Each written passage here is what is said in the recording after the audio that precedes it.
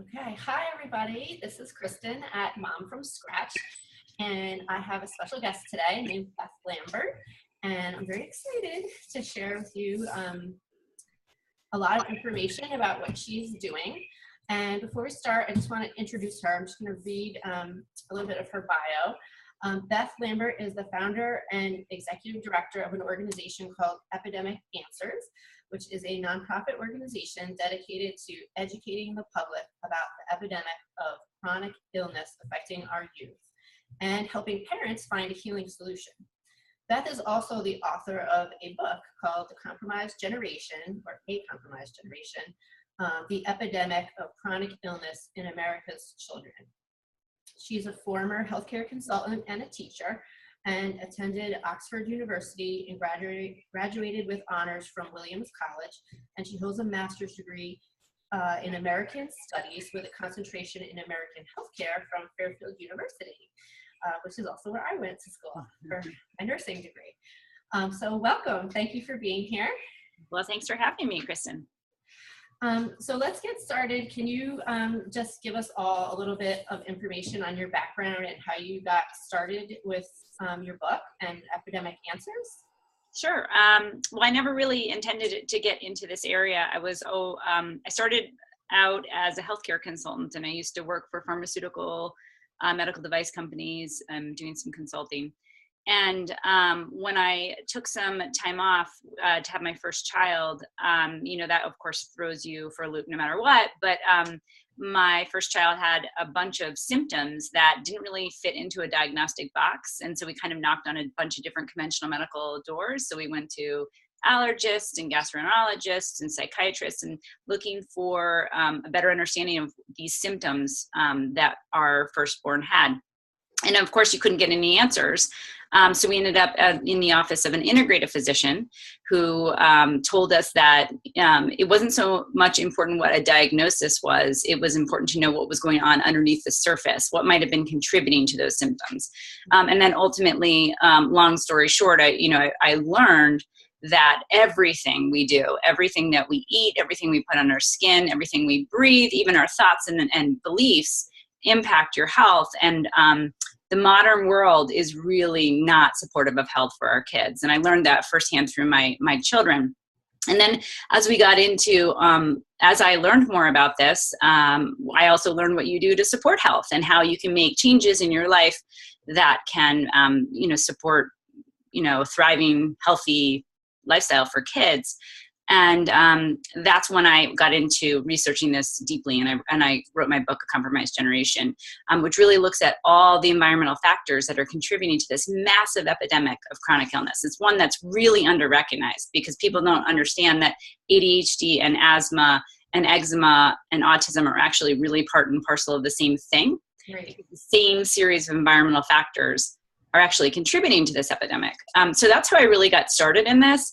And then once I sort of woke up to what was happening, and I could see all of my peers and all of their kids were impacted with something, that's when I really felt compelled to get the word out that we really need to start making different choices in our daily lives. And it doesn't have to be hard. It's just that we've sort of grown up in this culture where we live a certain way, we make certain choices about what we eat and what we do, and that has to change. Otherwise, our kids are not going to thrive.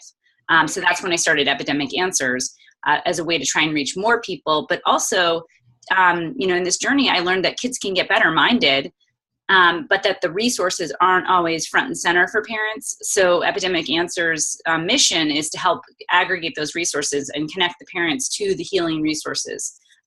So that's sort of how I got into this work. Yeah. Well, I think your book was the first time that I crossed your path. I found your book and read it, and then found out you went to Fairfield, and I think you have 3 kids, and I have 3 kids, and there was just so many similarities between us. So that's kind of how I crossed your path. And it's been so exciting to follow you and see, all the work you've been doing. It's amazing. And that was going to be one of my questions. I was a mom just like you. My firstborn also had some symptoms that never really fit any sort of like big, red flag for her conventional pediatrician. She met all the major milestones and they never thought, there was an issue with her. But as her mom, I knew that something was off, and it was really up to me to like figure it all out myself. So one of my questions for you was, you know, what would you recommend for a parent like me who is going to their pediatrician and they're getting sent to, you know, specialists for this or specialists for that, or an allergist, and their kid has eczema, or the kid is having some, you know, kind of off things, and their instinct is telling them something is wrong, but no one is like putting all the pieces together for them. You know, I know your website is a wealth of information. Can you tell us more about what they would find there, or what you would recommend someone to do to start? Yeah, absolutely. So the first thing I would say to any parent who has that needling feeling that something's not right is to listen to that needling feeling, because I think so often the messages we get as parents is, you know, almost a little condescending pat on your head, like you're too worried, or you're a helicopter mom, or you're too stressed out, you just need to relax. Parenting's hard. And I would say ignore those messages, because if your gut as mother or father tells you that something's not right with your child, you follow that gut instinct. And I'll tell you, for all the parents that I know, and I've met hundreds and hundreds of parents over the last 8-9 years as I've been doing this work, who have recovered their kids or gotten their kids back to good health, it started with that. It started with listening to your gut.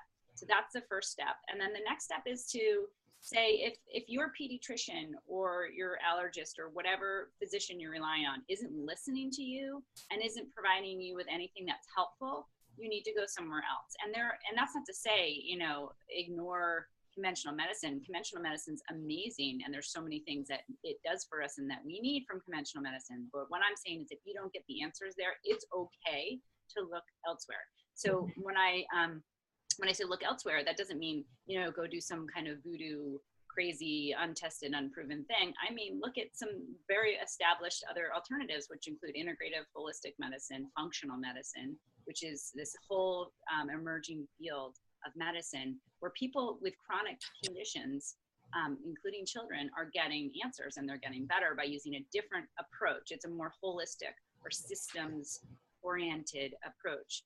And that could also mean go to a naturopath. Naturopaths are and chiropractors, osteopaths, those are all clinicians who are trained to look at the body as a whole rather than as a part. So for instance, like let's say a child has asthma, you go to a pulmonologist or a pediatrician and you'll get some medication to suppress the symptom of asthma, but no one's looking at what's the root cause. Right. There's tons of modalities out there where they're trained to look at the root cause first, not to suppress the symptom first.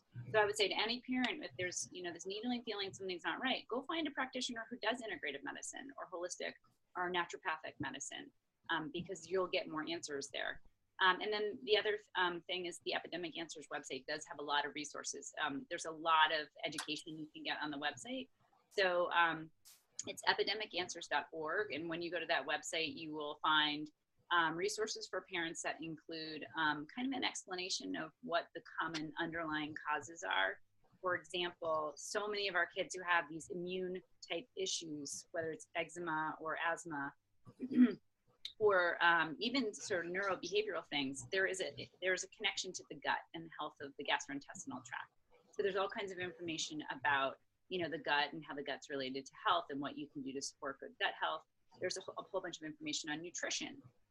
As a culture, we just don't do enough to support good nutrition in our kids. So there's lots of resources there. But even more concretely, you know, in addition to the educational resources, we have a practitioner directory. So if you're looking for an integrative or holistic practitioner in your area who does this kind of work, you can go on to our practitioner directory and find somebody near you. It's searchable by geography. We also have a whole backlog of webinars we've been doing for years. We do one webinar every month, and it's free.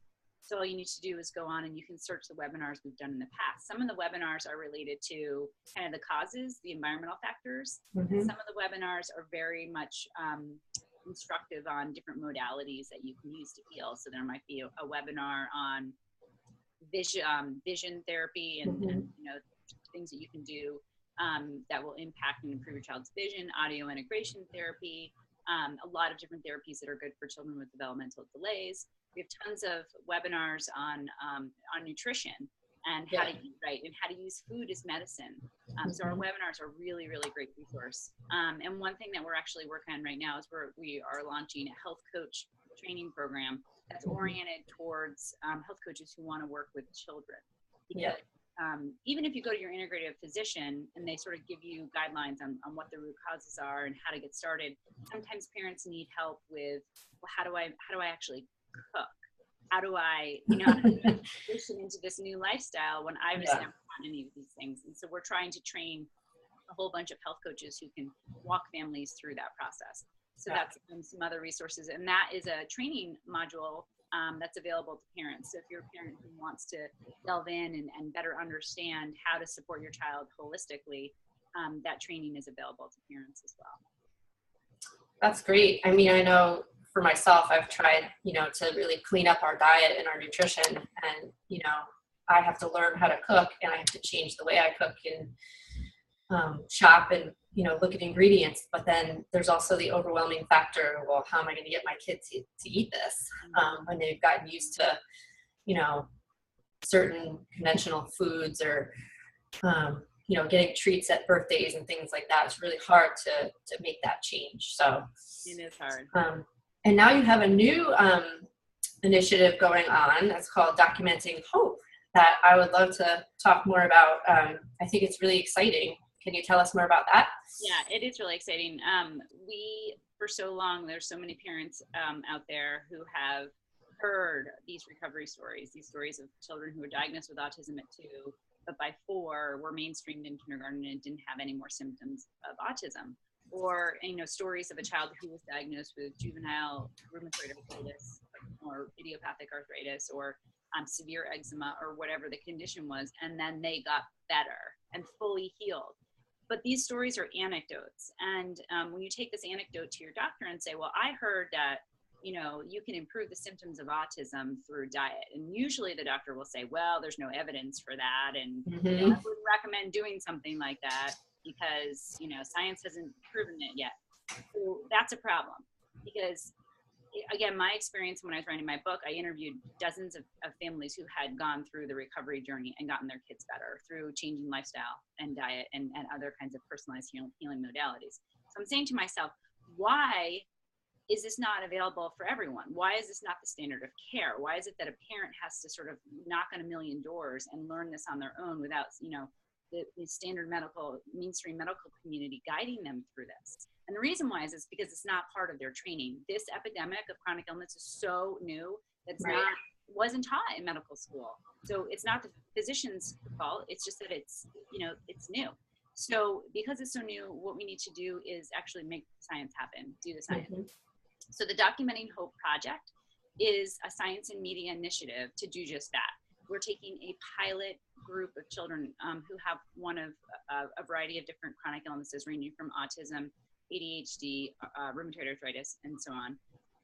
And we're giving them free healing support over the course of 18 months, meaning we're going to come in and teach them how to cook and feed their children nutritiously. We're going to give them individualized, personalized therapeutics. We're going to clean all the toxins out of their homes and as much out of their environment as possible. And then we're going to track their progress. We're going to track it scientifically. So we'll be taking assessments, things that you can measure in blood, urine, or stool in a minimally invasive way. The biomarkers of inflammation, for instance, or cellular toxicity, things that can change over time as you improve the child's environment. Nutritional status, for instance. So if we're going to take a marker in the beginning when a child is not very well nourished, even if the parents are giving them good food, sometimes they're not able to absorb and assimilate it. So we take markers in the beginning when they're not really showing good nutritional status, and then over time, we watch their nutritional status improve concurrently with their symptoms. And all of this will be documented on film as well. So we're not just doing a scientific study, we're doing a study that where the stories within that study will be shared publicly through a documentary film and some other media projects. So the Documenting Hope Project is basically to do the science that everyone says is not there, and then to share it as widely as possible so that we can inspire others to seek the answers for their kids that are already there. Yeah. It's not like we need some kind of scientific miracle to turn this thing around, because we know how to do this work. There's plenty of amazing practitioners out there who already are doing this pretty much every day. It's their bread and butter. This is what they do all day long. So why isn't this more widely available? Why doesn't insurance cover this kind of work? So we're trying to push the envelope a little and make these changes happen sooner so that more families can get the answers they need, and so that we can prevent more kids from becoming sick in the first place. Yeah, it's so amazing. I went through conventional nursing school, worked in the hospital for many years, and I think I took one semester class about nutrition as an example. And I think the interns and residents at Yale that I worked with, the same thing. They had such limited education about this, these types of things. So I just want to say thank you, because even as a mom, my second child, she had chronic ear infections and chronic runny nose and reflux and all these kind of like not major problems, but they were adding up to, antibiotics over and over again. And as her mom, I didn't want to keep doing that. And then I went and eliminated dairy. And within a week, her nose dried out. And it had been 3 or 4 months of antibiotics. And then her nose dried out in a week. And I went back to the doctor and I said, I took dairy. I was all proud of myself. And she just said, oh, well, it's not that. And she just completely poo-pooed me. And so it really, it's hard as a parent to just kind of go through that and to not have, to have the real evidence that it's there and that these are real things and that they're real things that parents, concrete things that parents can do to improve their child's health. And it's not voodoo stuff. It's, it's real stuff. It's just so commendable. So. Yeah. I mean, that's just it too. It's not voodoo stuff. And that's the thing. It's not. And again, it's not the fault of the physicians and the clinicians that we go to see, because this was not part of their training. Right. And actually what I will say is there are many clinicians who are going back for advanced training because they realize the value of this, that it's not just nutrition, like nutrition 101, nutrition is important. We're talking about a whole different modality, which is using food to heal. Right. Medicine. So people are going back and getting training on how to use food as an adjunct therapy to whatever else they're doing, supportive therapy.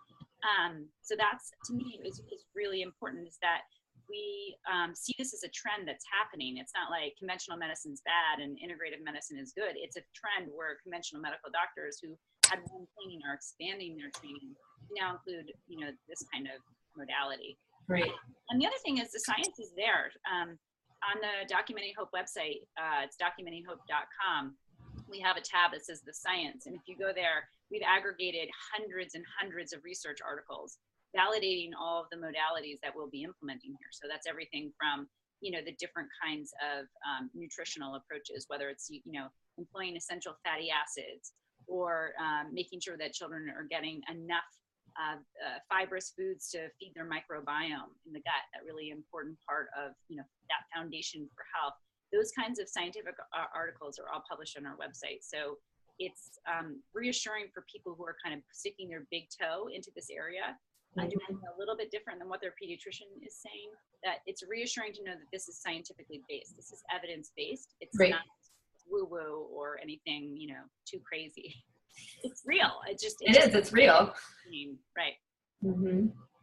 So I wanted to ask you if you could give a lot of the people that are in my group that will probably watch this interview, some of them will have, children that are affected by a number of these symptoms, but some of them don't. But even so, what would you say would be the top 2 or 3, 4 things that you would advise a parent to do that would be something very concrete and relatively easy that would make an impact on the health of their children and their families and even themselves?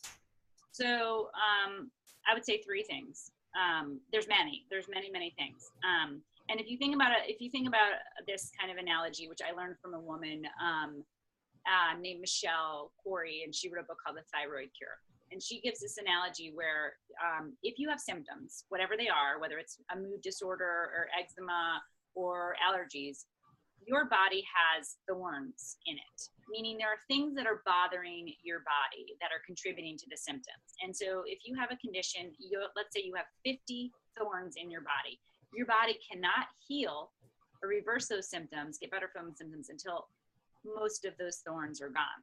So like a lot of people will try a thing, like I tried removing gluten or dairy and nothing happened. Well, that's because you removed 2 of 50 thorns. So the objective for healing always is to remove as many of those thorns from your body as possible, as many of those things that are, causing a problem for the body. So those could be toxins in your laundry detergent. They could be toxins in your personal care products. They could be emotional stress. It could be, sugar. Sugar is a major issue. So if you were to say, what are the biggest thorns in the body that I think most parents could address really easily?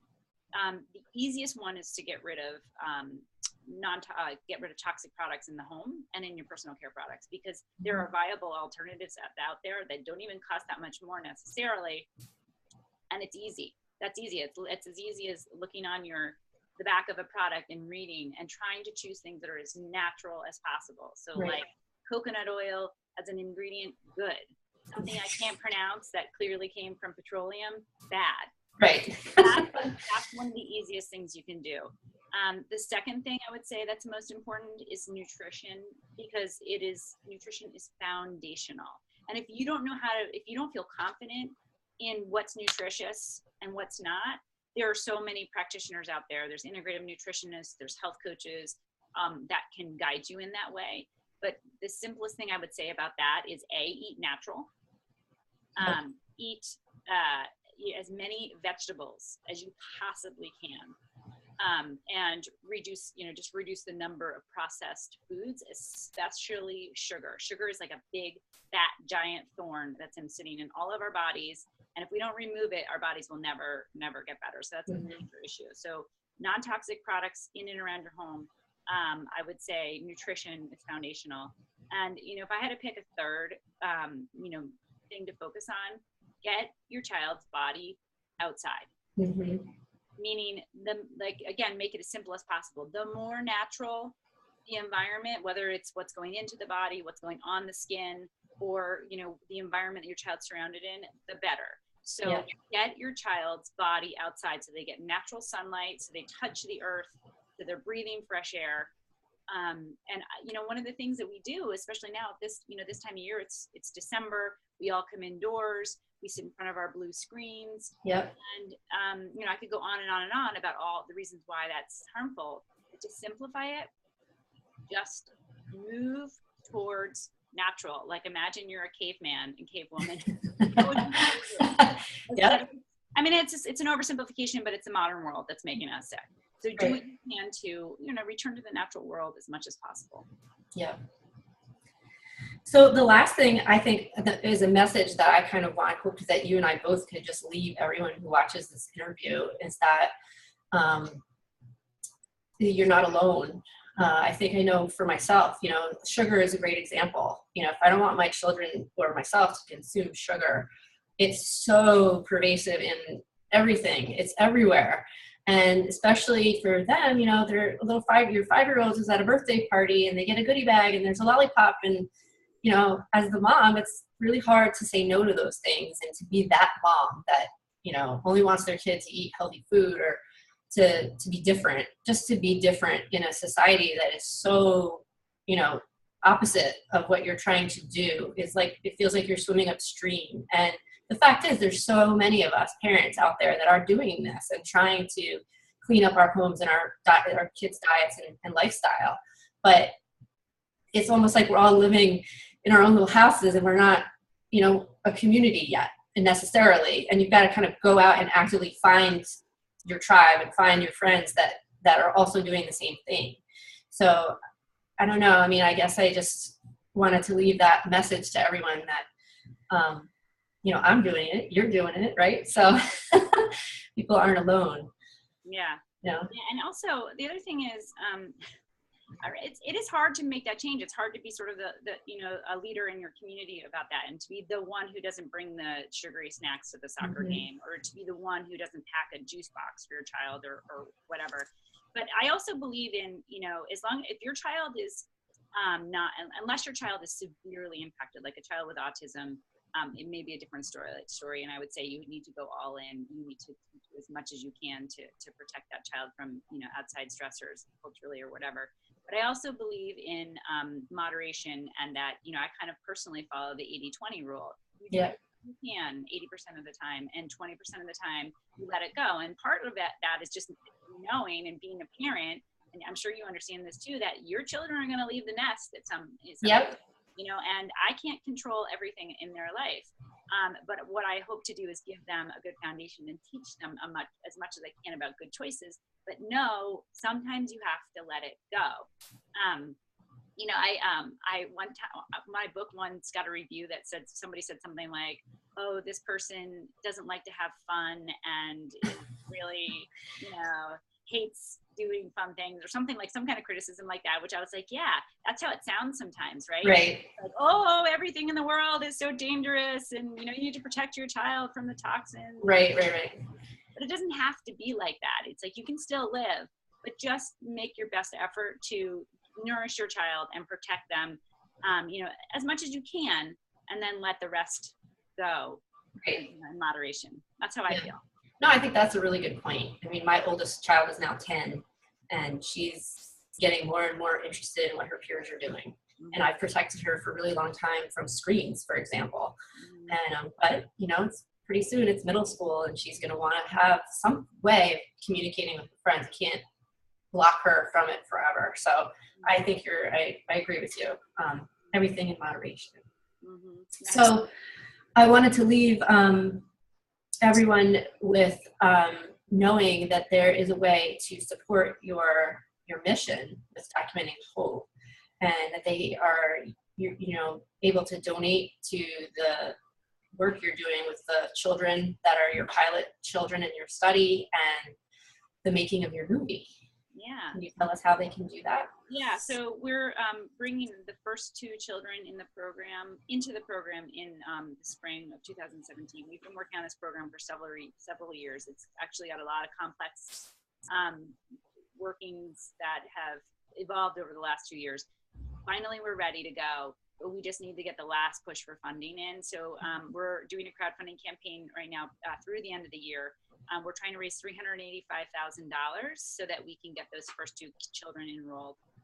We've raised over $120,000 so far, and I have a couple of grants that are coming in towards the end of the year. So it looks like we may be just about 120,000 shy. So if anybody is interested in supporting us, we are looking for individual donations, but also private family foundations have been a big part of how we have gotten as far as we have. So we're always looking for grants from private family foundations. And anyone can go on to documentinghope.com/donate. There's a donate button right on the main page of the website if you want to start there, and make a tax-deductible donation. All of this is sponsored by Epidemic Answers, which is a 501c3. So, end of the year donations it's a great time for that. Yeah. All right. Well, thank you so much for joining me today. I just really enjoyed chatting with you, and I hope everyone who watched got some good information out of this. And please check out Beth's website, epidemicanswers.org, and documentinghope.com. And happy Thursday. Thanks, Kristen. Thank you. Bye-bye.